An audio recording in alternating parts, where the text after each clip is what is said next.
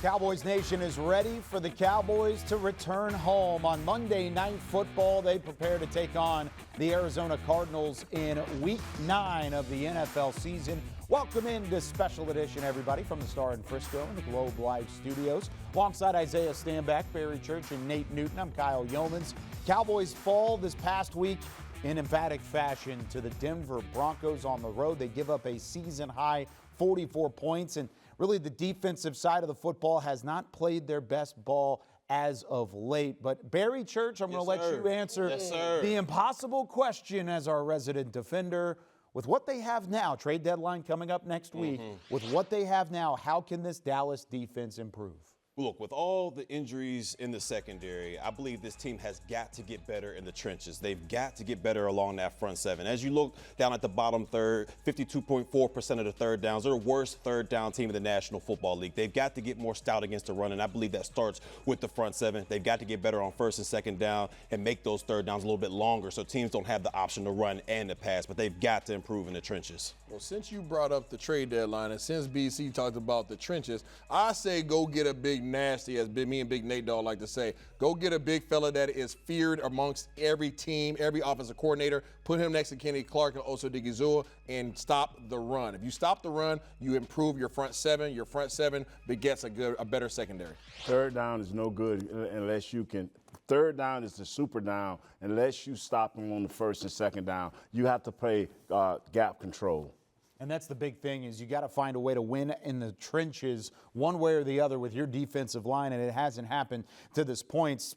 It's kind of sticking to the same conversation here. Nate, you talk about having a big guy up front. How do you stop the run with what Dallas has, and how do you focus in on taking that away like they did through the first 4 weeks of the season? What you have to do here is take advantage of Kenny Clark. He's always going to draw two guys on him. What Osa has to do is be a little bit more disciplined. Your defensive ends have to set the edge. And if you do that right there, it'll allow these young linebackers to run to the ball. It's a simple fix. It's just a want-to thing right now, Kyle.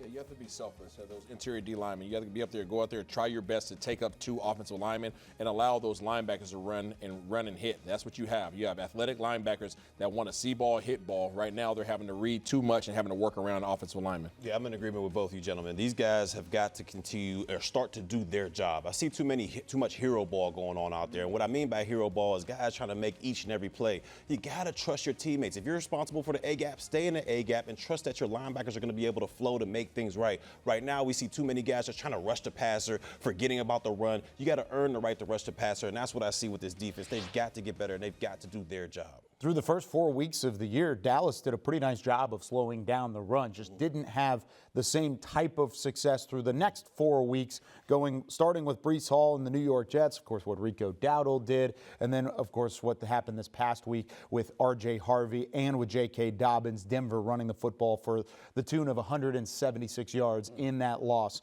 against the Dallas Cowboys. We've got plenty more coming your way here on Special Edition. When we come back, or actually later in the show, we'll talk with Stephen Jones one-on-one. Tommy Yarish joins to talk with Cowboys COO. Coming up next, though, Isaiah Stanback goes to the telestrator. We're going to break down the film of how Matt Eberflus can turn this defense around. Special Edition, presented by AT&T, is brought to you by your North Texas Ford dealers. Ford is the best in Texas. Reliant, official energy provider of the Dallas Cowboys. Blockchain.com. Invest like your icons with Blockchain.com. And by AT&T. Connecting changes everything.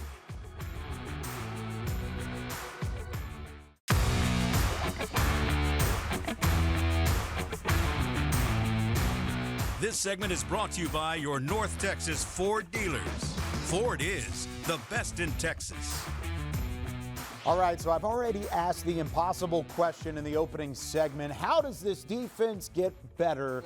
And it's not just one area that needs to get better, Isaiah. There are a number of things on this defensive side that have to see improvement Where do you start if you're the Cowboys staff on trying to improve with what you already have? Accountability, Kyle. Okay. Accountability. And I know a lot of people keep throwing out Matt Eberflus's name as if he's the problem, but I'm here to tell you it's not all on the guys that are calling the plays. We're going to dive into this thing, breaking down a little bit of film. Let's go ahead and go into the game against the New York Giants, okay? We're going to dive back in on a few things. This coverage call right here is what we call cover 4. I'm going to go ahead and fast forward just a little bit to guys get into their exact place. Boom. All right, what is cover 4? Well, I'm responsible for that quarter of the field. I'm responsible for that quarter of the field, that quarter.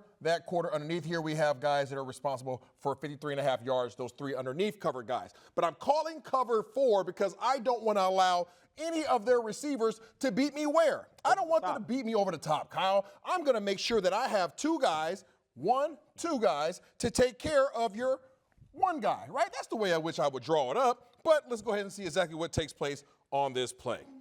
Matt Eberflus calls cover 4. He calls it because he doesn't want to get beat over the top. He has 2 guys to guard against 1 guy. And pause it right here. Oh, as we see right here. How many guys?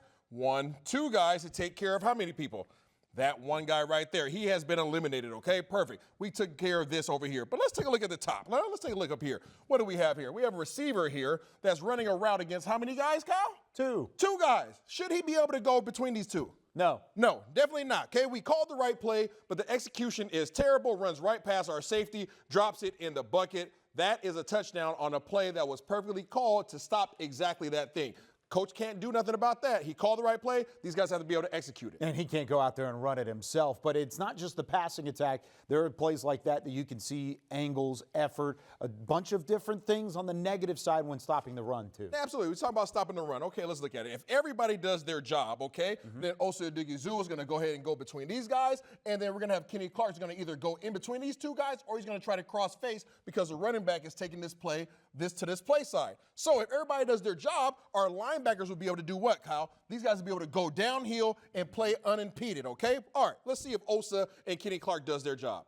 All right, play call, okay, boom, they're going to change out of it. He feels confident about it. Why does he feel confident? Oh, he feels confident because we're jumping out of the hole. We asked him to do what? Split the difference between these 2 guys, but he jumps around, and because he jumps around, now 1 guy kicks him out. Now you have an offensive lineman that would not have been able to work it to the next level. He's able to work it to the next level. Kenny Clark is doing his thing by trying to get penetration, but because we're jumping around blocks, now look at the cut block. Kenny Clark does what he can, trying to get up here, right? But now we have our defensive end that comes in. He's going out, getting pushed out the play, and it turns into a big play, big gaping hole on if everybody would have just done what they were asked to do per their assignment, we would have been in good shape. So again, another play where the coach calls it up right, and there's nothing that he was able to do. These guys just didn't execute their assignment. Osa Odighizuwa earlier in the week talking about accountability and looking themselves in the mirror. That was a play where I'm sure they had already talked about it when it came to the film room, but it was showcased again there. Let's go back to the red zone defense and what has happened in the secondary as well. All right, real quick, okay, we got cover 2 here, or it turns into almost like a cover 4 look. This is everybody's assignment. We're really going to key in on these 3 underneath guys, okay? All right, if everybody goes into their zones, then we should be perfectly fine. All right, boom, again, underneath coverage, that's your responsibility. This is your responsibility, this area. This is your responsibility, this area. If anybody comes into this area, any of these gaps right here, we should be perfectly fine, right? Right.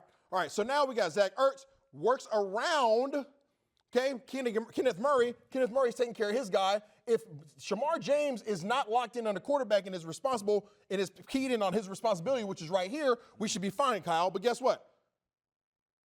Locked in on the quarterback. Locked in on the quarterback, loses his assignment. He's responsible for 1 area. He did not take care of his 1 responsibility. And because of that, they scored a touchdown. And because of all of that, it continues to stack up 1 play after the other on the defensive side of the ball. When we come back on Special Edition, though, we've talked enough about this defense. Let's flip the page to the offensive side. How can the Cowboys find some of that early season momentum and rebound on the offensive side of the ball?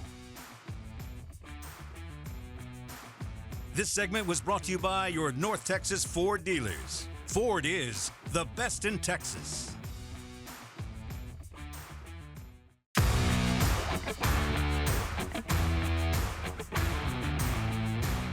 This segment is brought to you by the NFL Fan of the Year, presented by Captain Morgan.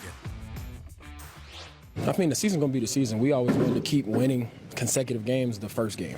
the second game, the third game. We ultimately want to go undefeated. That's everybody's goal in here. So I feel like definitely execution plays a part into going undefeated and to going winning games. So execution most definitely. All right, we've already talked a lot about the Cowboys' defense, but George Pickens saying this offense needs to keep their end of the bargain as well, as they were held for really in check against the Denver Broncos through Week 8 of the NFL season. Back with Isaiah, Barry, and Nate. I'm Kyle Youmans. This Cowboys offense through the first 7 weeks of the year was the best in the NFL, firing on all cylinders. Then they get CeeDee Lamb and Kevontae Turpin back. They feel like they're really headed in the right direction. But, Nate, as you saw against Denver, it's not all hunky-dory with the offense as well. What happened, and how do they need to turn it around against Arizona? Dude named number 93, DJ Jones, is what happened. He controlled our center.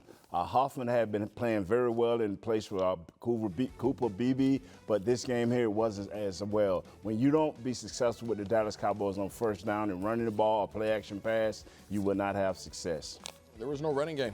Dallas Cowboys had no running game. Javonte Williams, who's one of the league's best rushing tailbacks right now, didn't get going. I think he had 12 carries for 40 yards. That's not a recipe for success. Not only does that hinder your ability to have an effective running game, it hinders your ability to move the chains, and it stops your thing that your quarterback does best, which is play action. Yeah, for me, it's two things when you talk about what this offense needs to improve on. One, like Nate just said, the trenches. You know, they've played pretty well this season with all the injuries they've had out there. And they only gave up 2 sacks versus Denver, but that pass rush for the Broncos was able to get Dak Prescott off his mark pretty much the entire game. And secondly, they got to minimize the penalties. It was the pre-snap penalties, in my mind, that killed a lot of those drives, especially when they got down into the red zone. You're on the 1-yard line. You're supposed to punch that in. You get a couple penalties. Next thing you know, it's 3rd and goal from the 8-yard line. And then, you know, everything breaks loose in that point. So to me, they got to minimize these penalties, and then the trenches, they got to become better. Yeah, no run game. The Dallas offense was pressured 14 times in that game, which is about a half of Dak Prescott's dropbacks. You anticipated that with the pass rush from the Denver side.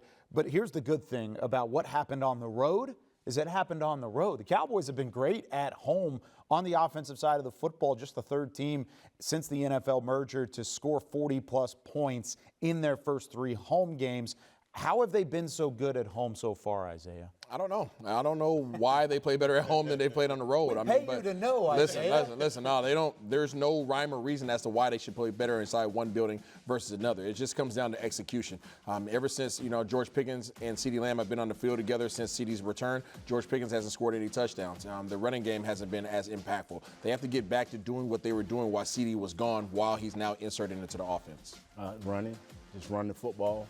I mean, that's the difference. On the road, we neglect that run. At home, we feel comfortable. We run the football, we spread it around, and it make things happen. Yeah, to me, it comes down to being comfortable out there. I mean, you got the home field behind you. You got all the fans rooting for you. You're comfortable out there. You're playing on that fast turf, so you get the explosiveness from the receivers and the running back. So to me, it's all about being comfortable, and that's what they do at home. They put up a lot of points, and they put the yards up as well. Is there anything to a defensive side of things there? Is it harder to play on the road as a defender? Because it feels like it shouldn't be, because then the field is quiet for you while you're on the field. I used to love road games as opposed to home games, because you have that, me against the world mentality out there, and it's everybody against us. So as a defender, I love the road games. You talked about the noise being on your side as well, but I understand with the home crowd, that offense, that fast turf, I understand what they like playing at home as well. But for me as a defender, I love the road battles. Barry just liked getting booed on the road. He just fed off of the environment whenever he needed it most. When we come back on Special Edition, Tommy Yarish joins the show. He's going to sit down with Cowboys COO Stephen Jones and discuss the week at hand for this Dallas Cowboys team. This segment was brought to you by the NFL Fan of the Year, presented by Captain Morgan.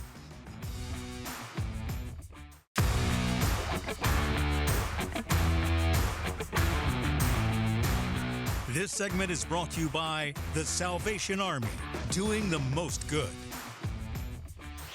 You talked about the challenge that's coming up on Monday night. I think it's interesting. Kyler Murray, the Cardinals quarterback, he's never lost at AT&T Stadium, not just in the NFL, but in college and in high school when he was at Allen. Do you believe in that kind of, I'll say magic for lack of a better term, of when a player plays in a certain place, he just has a little bit different to him? And obviously you want to play spoiler to that on Monday night. What's going to go into that? Well, first of all, I speak to Kyler. What a winner. I mean, he won all those state championships, never lost a football game, period, I think, in the state of Texas anywhere for all those years. And then, of course, had a great career at A&M and, has done a lot of great career wherever he's gone. And but certainly we want to put an end to it if we can. And certainly it starts with this game Monday night. And I feel like we'll go out and play well. And certainly he's a dynamic football player, but we've got to do enough to put the brakes on him and hopefully end his winning streak. Catch the entire interview between Tommy Yarish and Stephen Jones on DallasCowboys.com. The Cowboys saluting to service this week as November is here. This segment was brought to you by the Salvation Army, doing the most good. Closed captioning is brought to you by the Texas Lottery. Dallas Cowboys scratch tickets from the Texas Lottery are here. Play today. And to watch more Dallas Cowboys content on your connected TV, download the Cowboys Now app on Amazon Fire, Roku, and Apple TV.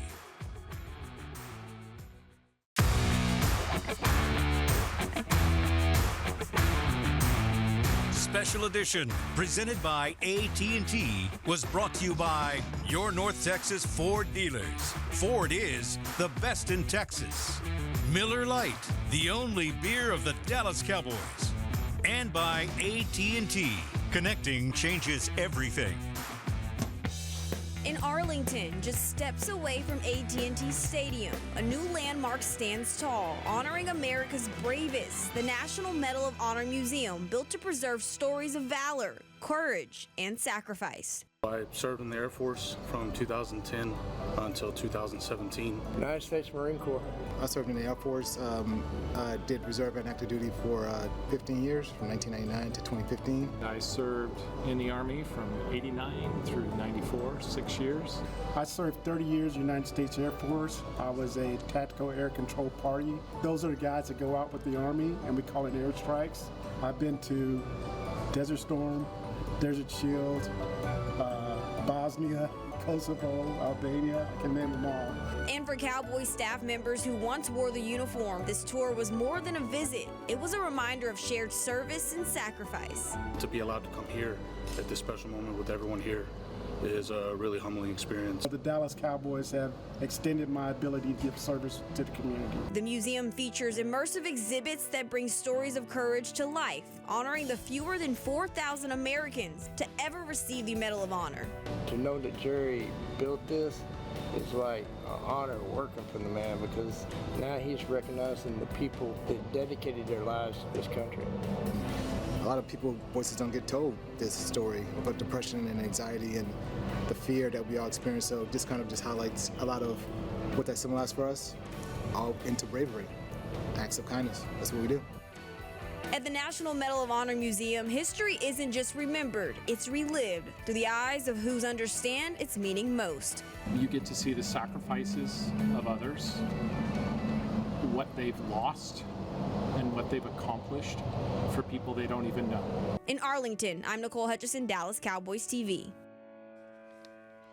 Incredible stuff from the Dallas Cowboys and the National Medal of Honor Museum as the NFL's Salute to Service continues throughout the month of November, including this week at AT&T Stadium. Wrapping things up here on Special Edition with Isaiah Stanback, Barry Church, and Nate Newton. I'm Kyle Youmans. The Arizona Cardinals coming off of a 5-game losing streak and then a bye week. Homer Simpson even sees that Arizona is in a tough way right now. 5 losses, all of those by 1 possession, a combined 13 points in their margin of loss and margin of deficit in those matchups. If you're Arizona, how do you salvage the season here, Barry? You got to start this week, right? Yeah, I mean, you got to start this week, but I'm hoping they push it back till next week, all right? But when you look at it, they're getting Kyler Murray back. And like you said, those 5 losses all within 1 score shows that this team is fighting. They just don't know how to close out games. But, hopefully they can figure that out, the week after the Dallas Cowboys. Yeah, definitely go ahead and kick that can down the road. But the reality is they play well when Kyler Murray is present in Dallas. And so you have to try to stop his assault. I think the key ingredient for them is they play good defense. They have to get Trey McBride the ball. They're very constant on defense, and they're going to do their job defensively. What they're waiting on is for their offense to catch up. And the defense has kept things under 30 points in all but one game so far this year. The only team to score over 30 points against Arizona was the Daniel Jones and the Indianapolis Colts, which right now is one of the top offenses in the NFL. It's a 7:15 kickoff on ESPN and ABC this week. Be sure to join us for Cowboys pregame live at 6 o'clock live from the East Plaza at AT&T Stadium.